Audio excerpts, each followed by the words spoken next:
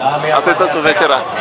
Skúsme to rátať, to bola 4., 5., 6., 7. otočka, 8., 9., 10., 11., 12., 13., 14., 15. Takže dobre. No neviem, toto bolo neuveriteľné. Poprosím vás, veľký potles pre Jurgisa Kargisa, toto bolo fenomenálne. Určite fantastické v týchto otočkách. Na špiráli alebo vývrtky, ako chcete. Teraz zastaví. Určite nie. Ten pilotovi a znovu je to. Takže to je. Pilot skutočne lomcuje s vietornom vo vzduchu. Tam sa otáča okolo všetkých svojich nôz.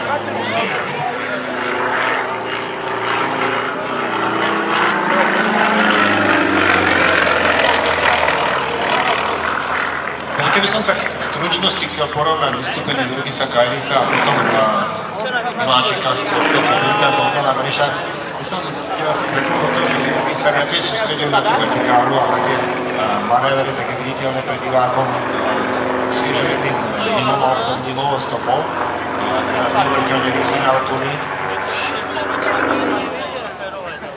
Bo to zachlo. Stáva teda ticho a voľný pád, samozrejme absolútne kontrolovaný.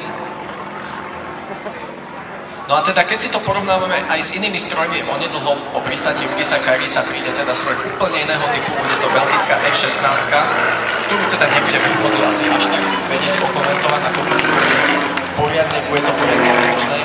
Ale teda keď si to aj porovnáme, tak Jurgis lieta nižšie. Ako je možné, že niektoré stroje môžu byť v jednej výške a druhé môžu ísť za vyššie?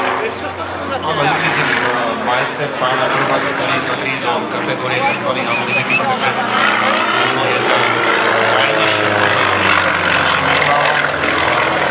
uvádza sa, že to je výška 0, čiže relatívne okolo 2-3 metrov v tých najnižších fázach, rovnako ako Zoltán Vereš, vládnu teda stroju v malých a prízemných výškach.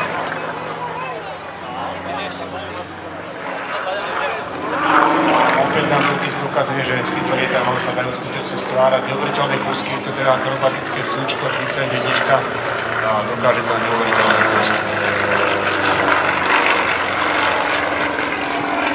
Samozrejme, to nešlo, takže tak ako ten už Maťo spomínal, pán Jurgis alebo Kargis, Jurgis Kargis, nechajme to pri tom. Jurgis, prvé meno Kai Reis, ešte je také dlhé i Kai Reis bude priezvisko. Takže naučím sa to vyslovovať, vidíte. Takisto pozoruje.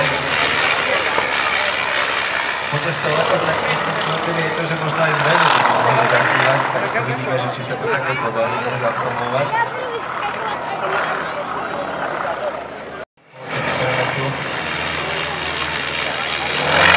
Ty kakša. A